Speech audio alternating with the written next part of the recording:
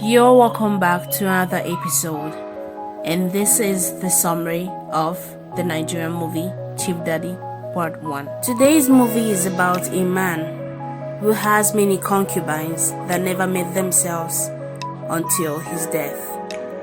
Madam Pat, Chief Daddy's housekeeper, is seen querying Chief Daddy's gate man who is sleeping on duty. She collects his ID. He runs after her, but she ignores him and leaves. He enters the kitchen where numerous persons are preparing different dishes. She leaves the kitchen and Chief Daddy's second wife, Kemi, calls. She asks about the affairs of the house and if her son is back from the studio. Kemi's son is seen in the studio recording a song. Mrs. Pat is seen with Chief Daddy serving him food. She tells him that she fired the gate man and employed a new one. Chief Daddy's phone beeps. He checks his phone and sees his son's music video and becomes disappointed. Chief Daddy's chauffeur is seen cleaning the car. Mrs. Pat walks up to him and asks him to take her to the supermarket, and he declines. She goes to report him to Chief Daddy and he follows. They argue in his presence and notice that he has slumped. They hurriedly carried him to the couch to give him some first aid treatment. Mrs. Pat calls Chief Daddy's personal doctor and tells him about the incident. He tells them to allow him get some air and not to move him from where he is, which they've already done. The doctor arrives and confirms him dead. Mrs. Pat faints. Chief Daddy's first two daughters are seen in their boutique convincing a woman to buy their fabric. The woman buys and leaves. They spend lavishly on jewelry with the intention that Chief Daddy would pay. One of them gets a call, moves away and picks it, but hears about the death of Chief Daddy.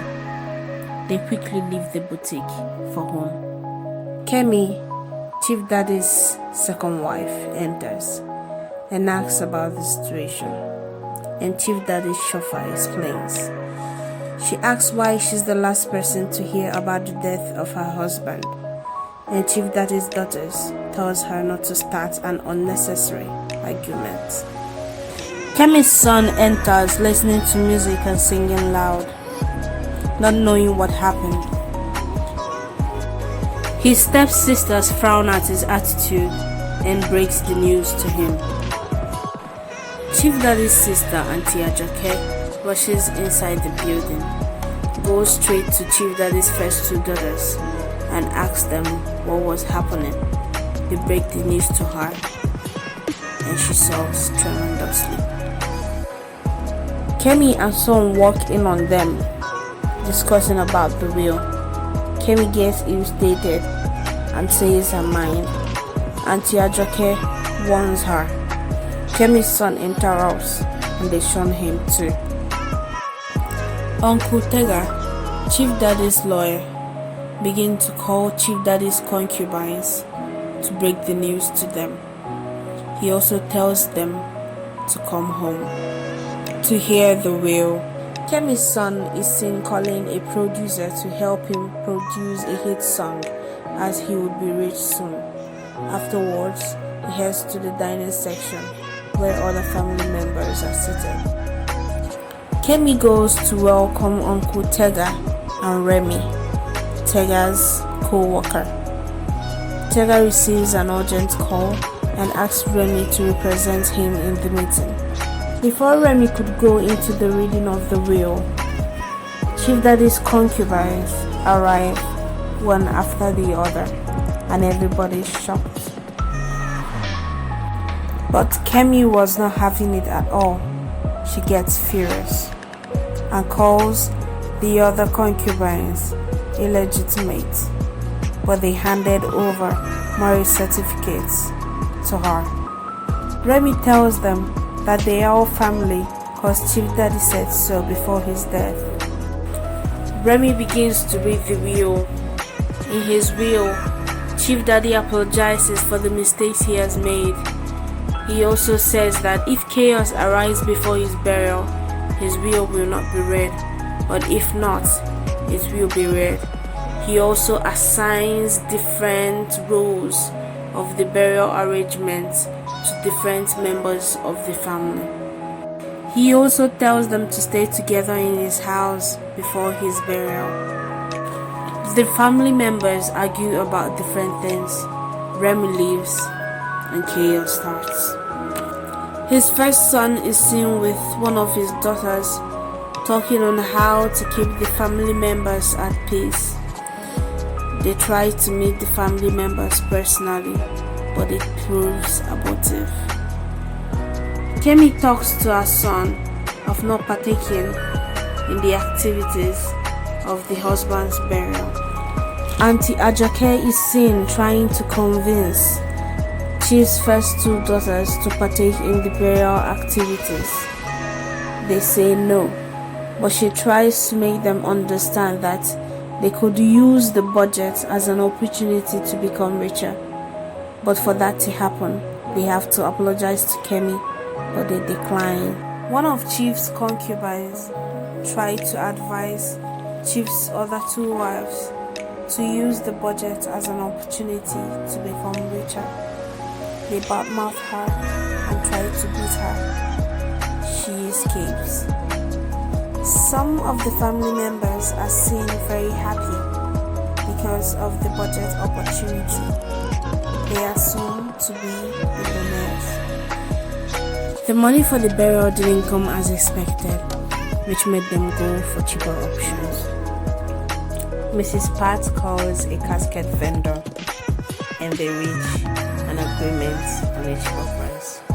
One of Chief's daughters hears this, goes to call her sister to come and negotiate with the casket vendor to help them get a cheap event planner, etc. They reach an agreement at a cheaper rate. The casket vendor and his assistant is seen rejoicing over the huge profits they are yet to make. Mrs. Pat's daughter, who have been away for a long time in London, is seen with Mrs. Pat walking into Chief Daddy's compound. Chief Daddy's first son walks up to them and asks for Mrs. Pat's help, but then locks eye with Mrs. Pat's daughter. Mrs. Pat introduces them to each other and walks away. They hang out with each other in the compound. Mrs. Pat sees them through the window and gets excited. Chief Daddy's chauffeur cushions her excitement, but she says nothing. He walks out and sees them together. Daddy's generosity towards his family and people around him becomes news. The housekeeper and chauffeur gets excited because they are about to get rich. One of Chief Daddy's concubines starts to get attracted to Chief Daddy's first son, but gets angry when she realizes that he is hanging out with Mrs. Pat's daughter. Kemi's son tries to talk to one of his father's wives, who is in charge of entertainment for the burial, to let him perform on that day. She agrees on a condition. The day of the burial came. His family and well-wishers gather to bury him. The casket vendor and his assistant, who made themselves event planners, are seen supervising the ongoing activities in the burial. Their guests start to arrive. As the host of the event gives his opening speech, he is interrupted by a group of local music performers led by Chief Daddy's chauffeur. Everyone is surprised. The event planners are seen dragged by the catering service company and the decorating company, who they owe. The host of the event welcomes Chief Daddy's son to perform his hit song. He walks up to the stage and performs his song, which leaves some people satisfied and some people dissatisfied, but is only cheered by his girlfriend, He gives a shout out to his father's wife, who gave him the opportunity to perform. He vacates the stage. Amazing music starts to play. Chief Daddy's wife starts to dance competitively with their friends on the dance floor. The first wife gets angry, walks up to the stage, grabs the mic, and puts a stop to the event. Other wives fight her on stage. The burial turns out to chaos. Chief Daddy's family members are seen sad about the incident that took place. Some of Chief Daddy's family members are seen about to vacate the compound when their lawyer, Uncle Tega, comes in and tells them that they need to have an urgent meeting. Before the meeting commenced, Chief Daddy's first son stood and apologized to Chief Daddy's second wife on behalf of the family for what happened earlier. She accepts the apology. Then the lawyer reads Chief Daddy's will. His will favors everyone, including his housekeeper and chauffeur. Before the meeting ended, Chief Daddy's bankers walk in. They tell Chief Daddy's family members that their inheritance will be inaccessible until Chief Daddy's last wish, which concerns his company, is fulfilled. It turns out that he left them nothing because their inheritance is needed to make the wish come true. They all converse happily and reconcile, and Chief Daddy's first son marries Mrs. Pat's daughter. Chief Daddy's chauffeur is seen walking into the compound when a car parks behind him. A lady walks out of the car, staring at the compound. He questions her and she says nothing. Watch out for part 2. Thanks for watching. Please do not forget to subscribe and hit the like button.